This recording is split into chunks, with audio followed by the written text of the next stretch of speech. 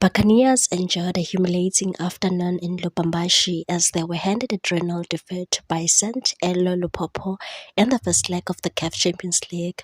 The Soweto Giants, brimming with confidence after a strong domestic run, appeared to be miscalculated both their tactics and the intensity of the away challenge. Controversy flared before the match when Pirate star Sipho Mbule was involved in an incident that escalated tensions, drawing a fierce response from the Lupopo side. The Orlando star Sipho Mbule made a huge mistake by trying to engineer the stadium by using Umotsi so that the game can favor them.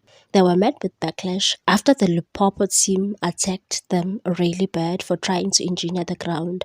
It was really sad for them because they thought that they're playing in South Africa, and Lupopo team showed them that it's not their territory to perform their nonsensical rituals. Observers noted that the visitors seemed unsettled, perhaps overestimating their influence in a hostile away environment. Even a commanding home performance may not be enough to overturn the 3-goal deficit, highlighting the precarious position of their continental ambitions.